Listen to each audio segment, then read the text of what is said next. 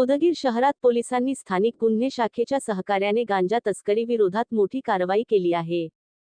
Hotel A1 ते मोंढा रोडवरील साईनाथ मिरची मसाला उद्योग या दुकानावर छापा टाकून पोलिसांनी 24 किलो 742 ग्रॅम वजनाचा बेमालूम सुक्या गांजाचा साठा जप्त केला आहे. जप्त मुद्देमालाची एकूण किंमत सुमारे 7,42,000 रुपये इतकी आहे. ही कारवाई 18 मे 2026 रोजी सायंकाळी 5:40 वाजता करण्यात आली. स्थानिक गुन्हे शाखा, लातूरचे पोलीस उपनिरीक्षक प्रमोद नानासाहेब देशमुख, वय 34, यांच्या माहितीच्या आधारे हा छापा टाकण्यात आला.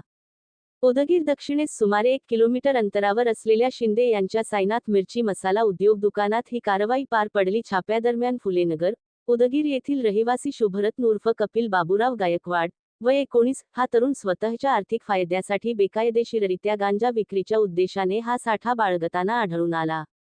त्याचा पूर्वीही गुन्हेगारी इतिहास असल्याची माहिती पोलिसांनी दिली. या प्रकरणी उदगीर शहर पोलीस ठाण्यात पोलीस उपनिरीक्षक एम. के. गायकवाड यांनी दाखल केला असून पुढील तपास पोलीस निरीक्षक अशोक अनंत्रे, उदगीर ग्रामीण तसेच उदगीर शहर प्रभारी हे करत आहेत. पोलिसांच्या या कारवाईमुळे अवैध अंमली पदार्थ तस्करीवर आळा बसेल, असे मानले जात आहे.